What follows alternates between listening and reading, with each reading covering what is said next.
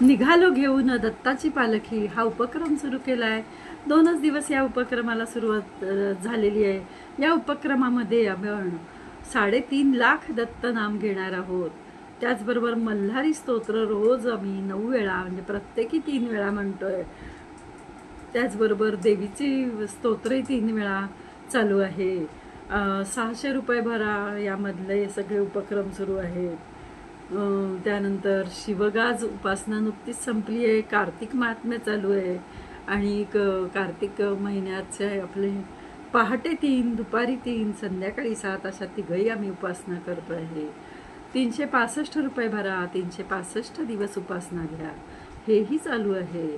तुम्ही सगळ्या उपासनांना जोडले जा अशी मी आपणा सर्वांना विनंती करेन. आणि आज आपण भगवद्गीतेतला 18व्या अध्यायातला 3रा आणि 4थ्या श्लोकाचा अर्थ बघणार आहे. आणि या निघालो घेऊन दत्ताची पालखी याच्यावर भगवद्गीतेचा अध्याय आपला 18वा हा 3 जण आम्ही रोज म्हणतोय आणि तो मोफत आहे.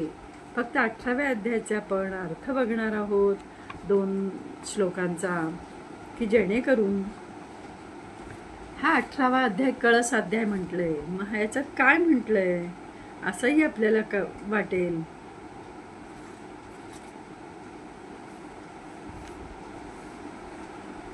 तिसरा श्लोक.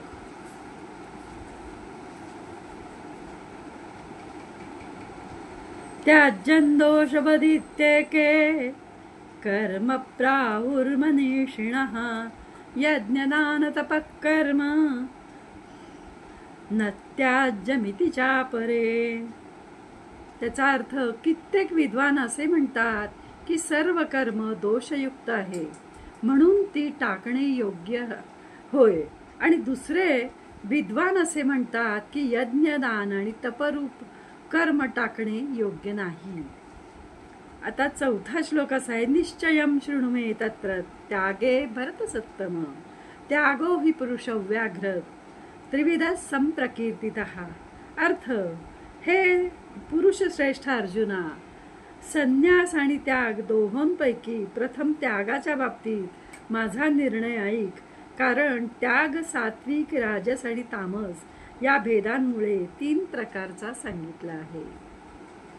जय श्री कृष्ण. कृष्णाय वासुदेवाय हरये परमात्मने प्रणतक्लेशनाशाय गोविंदाय नमो नमः.